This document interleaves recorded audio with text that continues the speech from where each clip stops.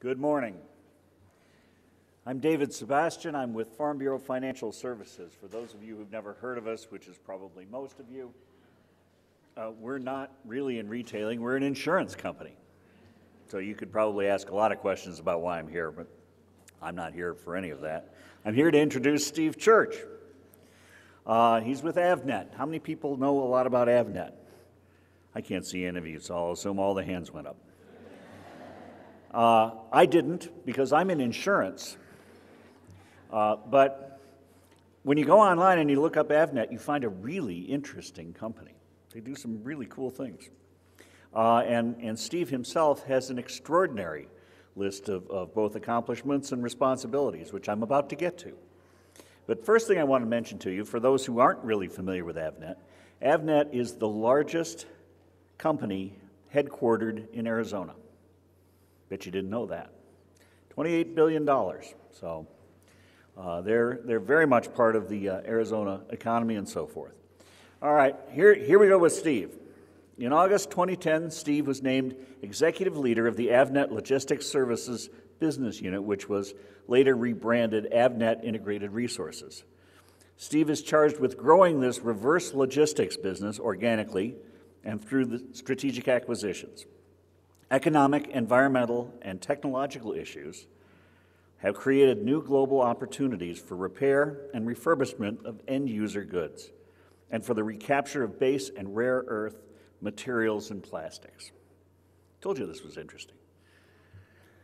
Avnet Integrated Resources' mission is to provide these life cycle management services to benefit industrial customers, consumers, and the earth. Additionally, Steve is responsible for Avnet's global customer engagement program, corporate business development, and innovation. There's even more. He's also involved with corporate strategy and in charge of corporate communications. Lastly, Steve formerly was Chief Human Resources Development Officer.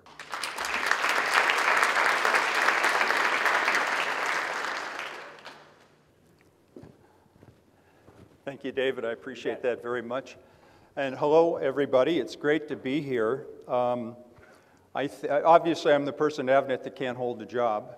That was probably part of what you got out of that. I think my first time at a retail conference, I've just learned an awful lot. I think this is actually the first time anyone from Avnet has spoken at a retail conference.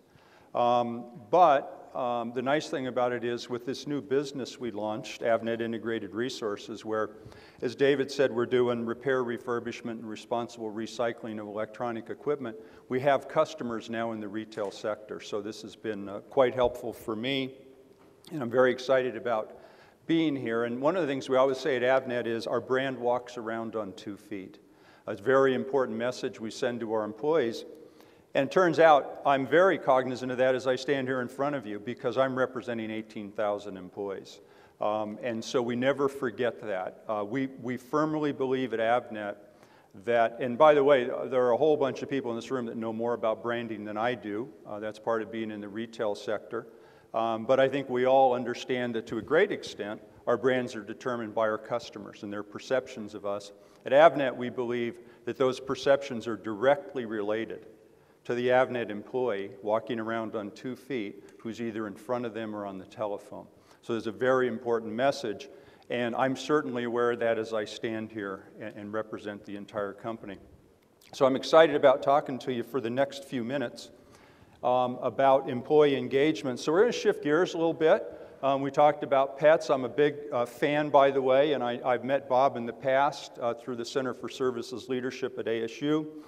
Don't know a lot about lipstick, to be really honest about it, but I'm a little overwhelmed as I stand up here because we've seen all these great videos, and I don't have videos of dogs and a lot of other things like that. We're a B2B, so we're going to get right into it and see what we can do to just sort of tell our story, really about how we developed high levels of employee engagement and why we believe that's so important at Avnet.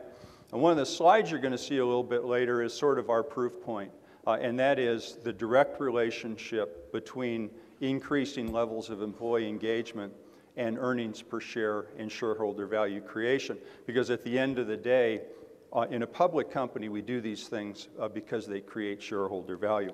So we get right into it. This is really where we're headed, and that is I've got one slide on Avnet just for context. I want to tell you a little bit about the company. By the way, David couldn't see it. I was standing over there so I could. There were only like 2 people in the room that raised their hands when asked about Avnet. And it doesn't surprise me because in my neighborhood, every quarter when we announce our earnings, my neighbors say, hey, we saw your results in the Arizona Republic. You had another great quarter. Congratulations. By the way, what do you do? And every quarter I say, you know what? I'm not telling you anymore. Right? You can go to our website. It's all there. I'm sick and tired of telling you what we do. Part of that is because we are a B2B. So we sell to other businesses, but remember, everything eventually ends up in retail. Right? The things that we help our customers build get sold, like cell phones and laptops and faxes and printers. And now, of course, we're also repairing that equipment. And we're also taking care of the planet through sustainability. So very exciting sort of life cycle management as came out in the introduction, which I really appreciate. We'll just talk a little bit about the historical context because I think it's a good idea to help you understand how we got to the point of saying the most important single initiative in our company is a highly engaged workforce. How did we get there? And it took us a little while, by the way. And I'm going to talk about how we're taking it to the next level. The picture there, by the way, is one of Avnet's museums. And if you're ever in Phoenix and you can swing by, I'd love to show you the museum. It has audio along with it and a tour. It's actually a history of the electronics industry going back to the 1920s, and along with that, a history of Avnet. This is very popular with our customers and our suppliers and other business partners. But I have to tell you the most important thing about the museums, and we have several of these now because we've replicated this, is what it means to our employees.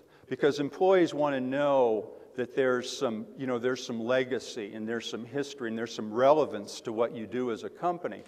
And our employees who are in these buildings from time to time still go into our museums. And they bring their friends and their families into the museums because they're proud of where we've come from and where we are today. And of course, beyond that, it's just interesting to see how electronics has evolved over the many years and some of the amazing things even out here on the floor that you can see in terms of what's happening to our industry. Just a little bit about me.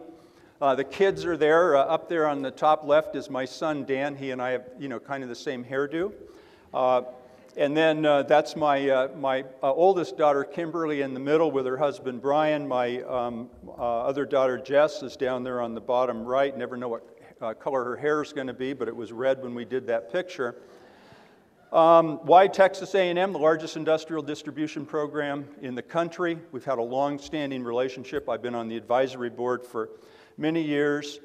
Lifelong Boston Red Sox fan. Yes, I know we're off to a horrible start this year. But we never give up. And my contribution to PetSmart, the Princess Leia down there on the bottom. The princess is 9 years old today. She was a rescue. I got her when she was about 8 weeks old. She gets up in the morning eating prescription diet and she gets shrimp for dinner. So you can imagine what kind of life she has. I'm a biologist by education, by the way. The most important thing on this slide, and the thing that I'm most excited about, is the fact that we are developing a very exciting relationship with the University of Arizona. Why wouldn't the largest company based in Arizona have a relationship, a symbiotic relationship with a great university like this? Yes, we have a long-standing relationship with Arizona State University. It's been very, very good for both of us. They're right down the street. However, we have a lot going on with the university. It's fairly new here, but we're now sponsoring an internship in the retail school. We have, by the way, a very exciting intern program for the summer at Avnet. I actually started it in the 90s, so it's still kind of my baby. We have 56 interns in for the summer. And the majority of those interns are from the University of Arizona and Arizona State University. They are paid, they have real jobs, they meet with all the executives, we put them up, and they have a wonderful experience with us for the summer. Our goal is to give at least half of them a letter of intent before they go back to school at the end of the summer term, and to come to work for us at that point. In addition to that, through Nancy Smith and others, we're now working with the University of Arizona towards looking at co-branding, research projects, lecturing on, guest lecturing on campus, and several other potential projects with the university, which we're very excited about. Just the one slide on Avnet, I'll just tell you, because I get so excited about this, I don't need the slide. The way I was described this is, I celebrated my 20th anniversary with the company about a year and a half ago. We had about 75 people in the big boardroom, and the cake and the whole thing. It's always a time for a little bit of reflection. I had two major items on my mind as I looked around the room. One was, with 20 years of experience, I was pretty junior in that room. Avnet has an incredible amount of seniority and tenure in the company. People make their careers with our company, and it's very exciting. We have people who have been with us 30, 40, over 40 years and retire from Avnet. And fortunately, we've been able to help them build careers. The other, real sort of epiphany I had was, as I was standing there, how the company had changed over the 20 years. When I went to work for the company in January of 1991, we were about $1 billion in revenue. We had 1,200 employees, and we were in the US and Canada. Avnet today is about $28 billion in revenue. We have 18,000 employees. We're in 80 countries. And as you can see on that slide on the bottom right, over half of our business today is outside of the Americas. It has been an incredible experience and growth opportunity for those of us who have been around during that period of time. And we never forget, by the way, that the people who came before us left us with something that we could build on. Down at the bottom there, you see some of our valued suppliers. Avnet has about 300 suppliers today. You see great companies on there like HP and Microsoft, IBM, Oracle, Texas Instruments, and Xilinx, some of the 300 suppliers that we represent. So a little bit about Avnet. So you might be, wondering, how did this guy from B2B, large, Fortune 150 company, get to the conference, let alone be standing up here on stage? Well, it turns out I'm here to talk about employee engagement, and I'm here to talk about how it's created shareholder value at Avnet. I did catch this article recently, and as you can see there in sort of the headline, Retail Sector at Risk Through Lack of Engagement. That's employee engagement. And it goes on to talk about that. And it goes on to talk about what the implications of that are. High levels of engagement bring you sales, profitable revenue, loyal customers. These are all things that we know. And in the absence of those things, we struggle. And if you're spending a lot of money on branding, but you have low levels of employee engagement, you're not getting a return on all that advertising. Because the experience that your customer has with your employee every day, remember the brand walks around on 2 feet, carries a lot more weight than all that money you spend on advertising, right? So our view would be invest in your employees first and create a great environment, and then you can go out and tell people about what you do, and that's our strategy. And by the way, I just want to say something else that is really important to me, and that is, I'm sure there are companies in this room that are working really hard on employee engagement and may have very high levels of employee engagement. Maybe others not so much. I'm not here to judge anybody. I'm just simply here to talk about what we've done and what it's meant to our company. So the historical context for this, I love this picture. You probably know that the burning platform was actually an actual historical occurrence, happened in the North Sea. That's where that term came from. But one of the things we always like to talk about is Avnet changes for a living. The technology changes, our customers change, our suppliers change, the environment changes. I mean, look at us today. We're in a completely new adjacent market, repairing and refurbishing and disposing of electronic equipment. Business we weren't in 18 months ago, that I have the privilege of running. With zero revenue 18 months ago, it's a $300 million business today. It's 3 times more profitable than our core business. And we're going to make this a big business. That's all about change. It's about changing the way we think internally first. But we always like to say when we talk about change management that the reality is when you have a burning platform, when things are really going south, and I'm going to talk about how that happened at Avnet in 2001, it's easy to make change. In fact, your employees are sitting around going, does management get it? We got to do something different. We better do something or we're going down. Just like those people on that oil rig in the North Sea had to make a decision. Are we going to jump into the ocean? It was freezing in the North Sea. Are we going to stay on this oil rig and probably burn to death? And they had a decision to make. It's the same kind of decision companies have to make. We're going to keep doing what we're doing and probably die in the process. Avnet is it's a very small group of companies that have been on the New York Stock Exchange for over 50 years. I was privileged to be one of the executive board members that got to celebrate that in Wall Street in December of 2010. The only reason we were there is because we change all the time. And so my premise about 5 years ago, fortunately convinced the management team, was if we have to change all the time, we should be really good at it. We should be best in class at it, better than any of our competitors. So we launched a change management process. We used a company called ProSci in the ADKAR model. Some of you may be familiar with that. We live it and breathe it every day now. The other side of this coin, though, is if things are going well and there's no burning platform, it's hard to change because your employees are saying, why do we need to do this? Everything's great. Well, we had a huge event happen to us in 2001. We call it the tech implosion. We've called it the nuclear winter. We've called it the perfect storm. What happened in 2001 was the tech industry took a catastrophic fall.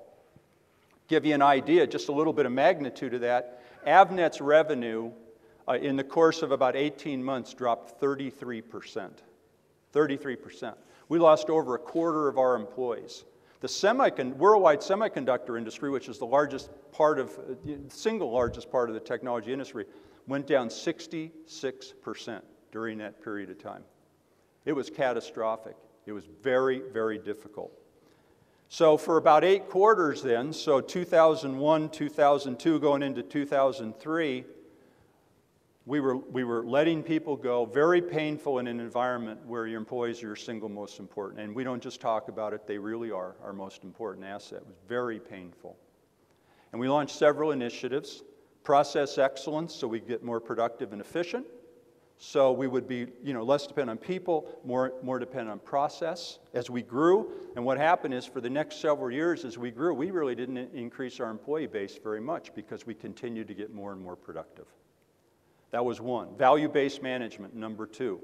Move from growth that has to be profitable growth. And the balance sheet's just as important as the P&L.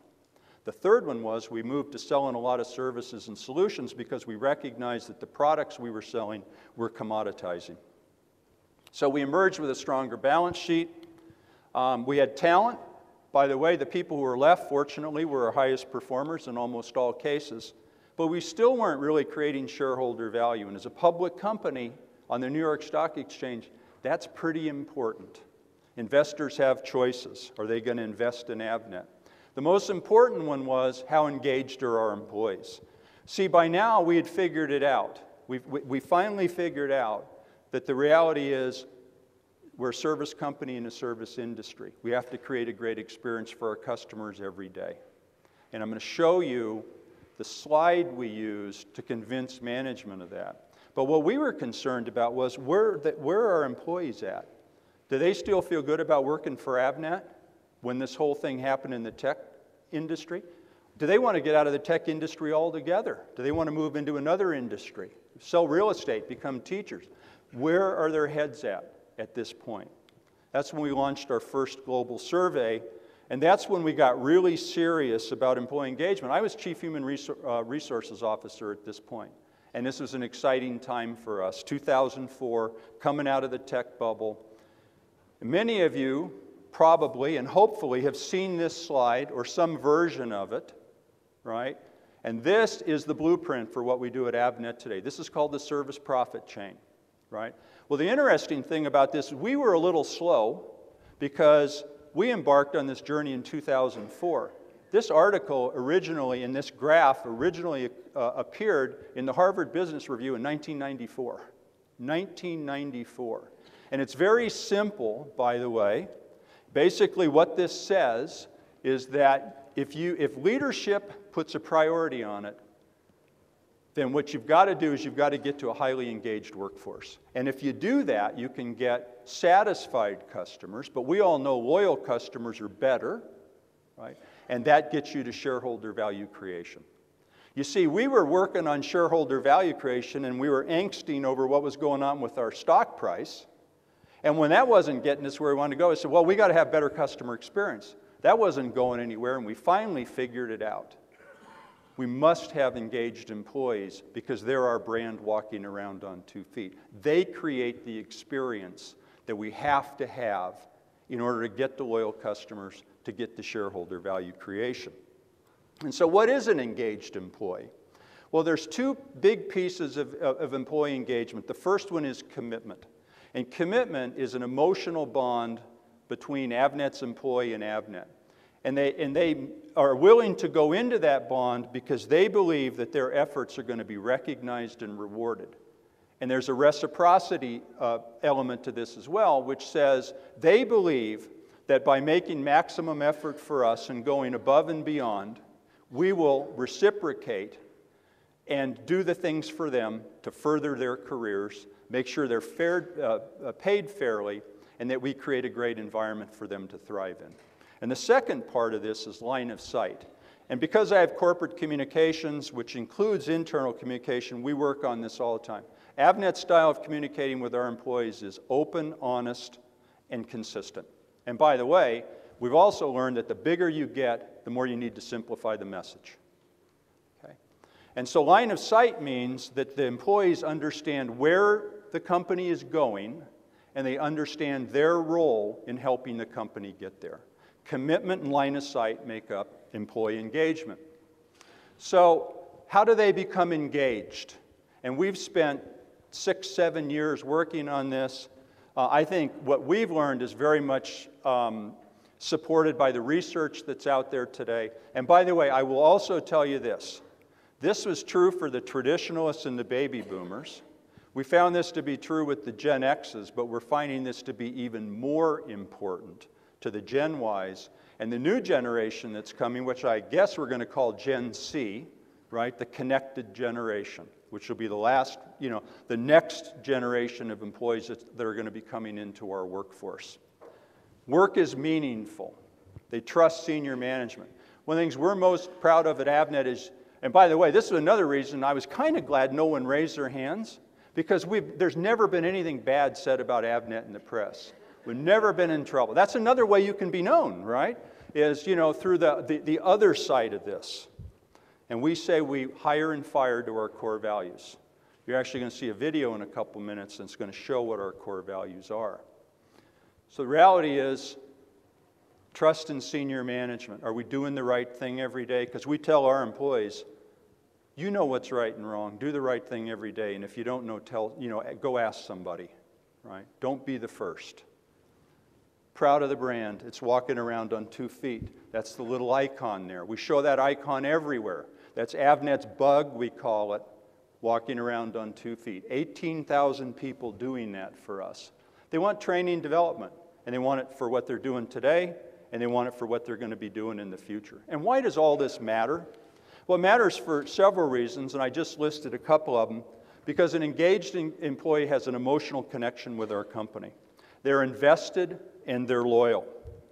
They believe in the mission, and our mission is to create the best possible customer experience every time, every day. And they believe that. They're our best recruiters. I'm amazed at how many people work for our company today because they were recruited by an existing worker. And this is a great compliment to your company, because when we recommend, we're putting our own reputation on the line. And when our employees recommend our company to a friend or a family member, it says a lot about how they feel about us and the trust they have in the kind of an environment that we'll provide for them. And they're willing to go above and beyond. Not because anyone's beaten them to, or because we're trying to get them to do that by the way we pay them, They do it because they want to, because they're emotionally invested in the company. And this is just a little fun slide I like to put in here. We've been talking about employee engagement. So this is sort of the, the other side, the antithesis, right? The Not My Job award. The disengaged employee, the disengaged. This is our proof point. I love this slide. This sort of, for us, says the work has been worth it. The work has been worth it. The blue bars there are EPS, going back to 2004, when we started our employee engagement journey. The red line is our employee engagement scores. We use Towers Watson, used to be Watson Wyatt. As you probably know, they merged with Towers Perrin.